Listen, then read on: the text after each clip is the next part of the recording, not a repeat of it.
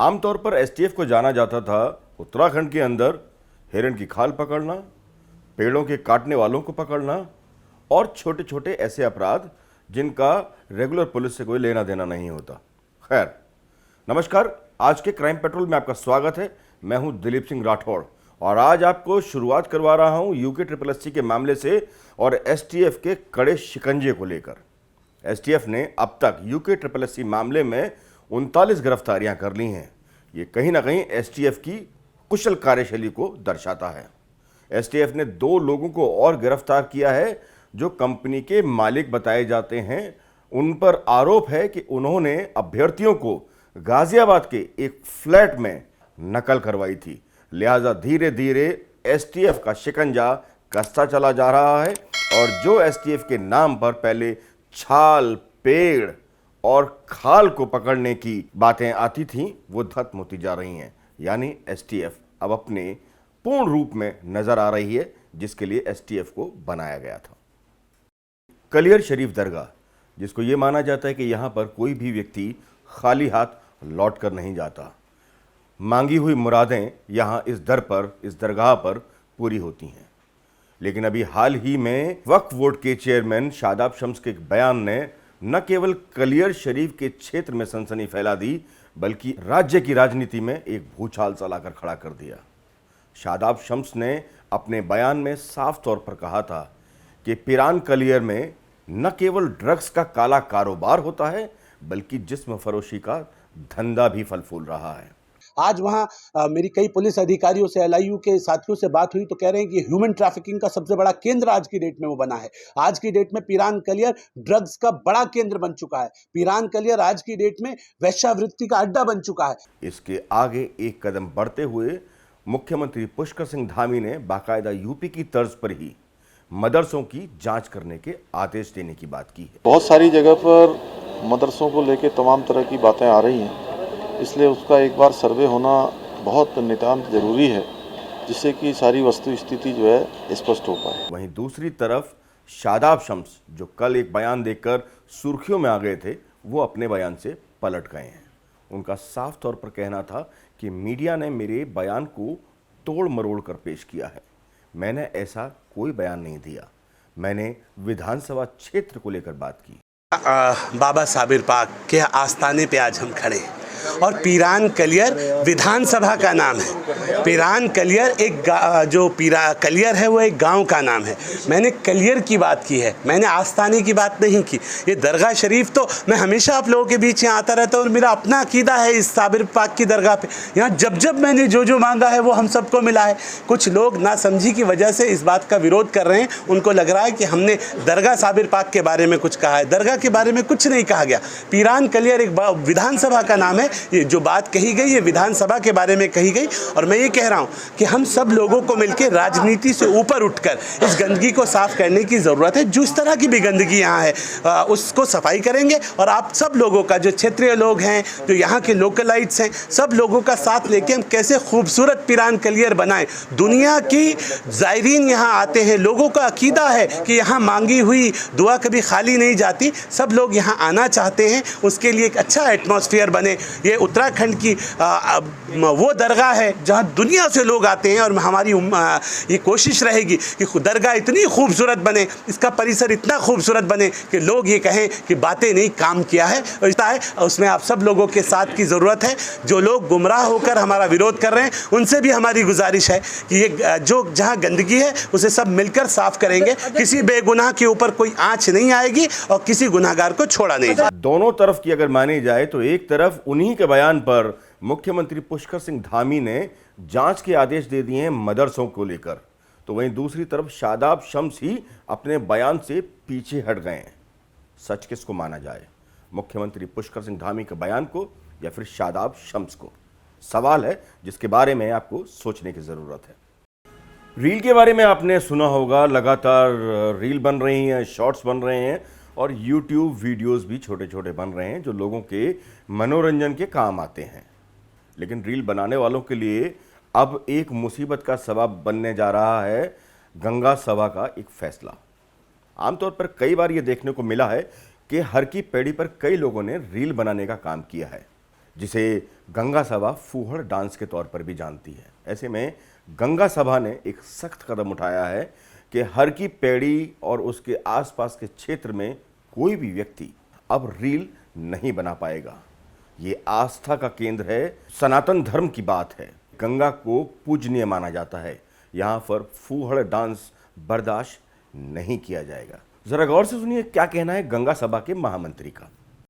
हर की पौड़ी सनातन धर्म की आस्था का केंद्र बिंदु है और इस केंद्र बिंदु की मर्यादा को बनाए रखना हम सभी की एक नैतिक जिम्मेदारी है और हमें इस बात का ध्यान रखना चाहिए कि इस स्थान पर हर की पौड़ी क्षेत्र में हम कोई भी ऐसा कृत्य ना करें, कोई भी ऐसा कार्य ना करें जिससे कि स्थान की गरिमा को ठेस पहुंचे या जो श्रद्धालु लाखों करोड़ों लोग जिनकी आस्था इस स्थान से जुड़ी है उनकी धार्मिक भावनाओं को ठेस पहुंचे। पिछले कुछ दिनों से ये देखने में आ रहा है कि कुछ लोग हर की पौड़ी पर देर रात्रि में कुछ इस तरह के वीडियोस और रील्स बनाकर सोशल मीडिया में प्रचारित कर रहे हैं, उसको प्रसार कर रहे हैं, उनका प्रसार कर रहे हैं, जिससे कि जो ये स्थान की मर्यादा और गरिमा है वो भंग होती है और धार्मिक भावनाओं को ठेस पहुंचती है।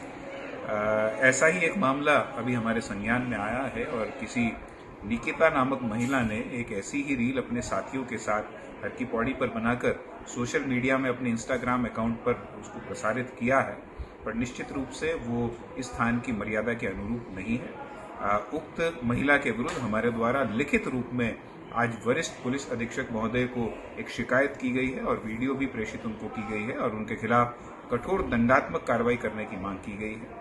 मेरा आप सबसे भी यही अनुरोध है कि हर की पौड़ी और हर की पौड़ी क्षेत्र में जब भी आए तो कोई भी ऐसा कार्य जाने अनजाने में ना करें जो हम सभी की धार्मिक भावनाओं को ठेस पहुंचे। इस स्थान, इस विश्व प्रसिद्ध तीर्थ स्थल की जो एक महत्ता है, पवित्रता है, मर्यादा है, उसको ठेस पहुंचे। और मैं एक और अनुरोध आपसे करूंगा कि अगर आपके संज्ञान में ये आता है कि किसी भी व्यक्ति द्वारा कोई ऐसा कार्य किया गया है या किया जा रहा है या सोशल मीडिया में प्रसारित ऐसी कोई वीडियो या रील की जा रही है तो कृपया करके हमें सूचित करें, जिससे कि हम पुलिस प्रशासन के माध्यम से उसके विरुद्ध कठोर दंडात्मक कार्रवाई करा सकें। गंगा सभा के बयान को अगर सुना जाए तो उन्होंने साफ तौर पर ये संकेत दे दिए हैं कि आने वाला वक्त उन लोगों के लिए बेहद बुरा हो सकता है जो रील और छोटे छोटे वीडियोस हर की पैड़ी पर बनाकर आस्था के केंद्र को फूहड़ता में तब्दील करने पर तुले हैं। हालांकि सरकार की तरफ से अभी इस पर कोई बयान नहीं आया है, लेकिन गंगा सभा को पूरी तरह से यकीन है कि उनके आदेश के बाद अब हर की पैड़ी पर रील बनना बंद हो जाएगा। भारत में अब 180 की रफ्तार से दौड़ेगी रेल और ये रेल दौड़ेगी दिल्ली से मेरठ के बीच में। और तलब है कि पिछले 2 दशकों में लगातार यह देखने को मिला था कि मेरठ, मोदीनगर, गाजियाबाद और इसके आसपास के लोग दिल्ली में नौकरी करने के दौरान बसों पर निर्भर करते थे, जिसे या तो यू स्पेशल बस के तौर पर जाना जाता था या फिर अन्य साधनों से वो धीरे धीरे कर दिल्ली पहुंचते थे। लगातार सड़कों पर काम जारी रहा, हाईवे बनने के बाद भी ये मुश्किल खत्म नहीं हुई।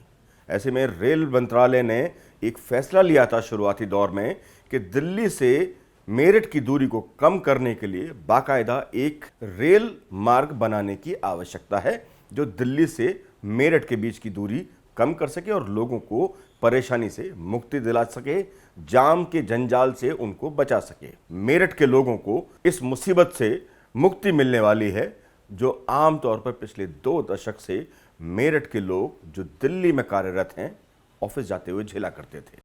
सुरक्षा की दृष्टि से हम नाम तो नहीं खोल सकते, लेकिन ये भारतीय सेना है जिसने चीन की नाक में न केवल दम करके रखा है बल्कि चीन के इरादों को पूरी तरह से ढीला करते हुए एक पुल का निर्माण कर लिया है। ये पुल बहुत तेजी के साथ भारतीय सेना के द्वारा बनाया जा रहा है, जिसका वीडियो वायरल हुआ है। चीन के लिए एक मुश्किल खड़ी करता हुआ ये वीडियो वाकई चीन को बेहद परेशानी में डालने के लिए काफ़ी है। लिहाजा भारतीय सेना को सलाम, भारतीय जवानों को सलाम, जिन्होंने एक कारनामा बहुत तेजी के साथ कर दिखाया। जब एक छोटे बच्चे की बात आती है और एक माँ की बात आती है तो एक तस्वीर सामने उभर कर आती है। माँ अपने बच्चे को दुलार रही है और बच्चा छोटा अपनी माँ के गले लग रहा है, उसे प्यार कर रहा है। ममता की यही कहानी बच्चे और उसकी माँ के बीच में पूरे देश और पूरी दुनिया में सब लोग जानते हैं, लेकिन यह मामला थोड़ा सा अलग है और थोड़ा सा विकट भी है। यहाँ एक छोटा बच्चा पुलिस थाने पहुंचा किसी और के लिए नहीं, बल्कि अपनी मां के लिए शिकायत दर्ज करवाने के लिए। एक छोटे बच्चे को जब थाने में पुलिस कर्मियों ने देखा तो उनके होश उड़ गए।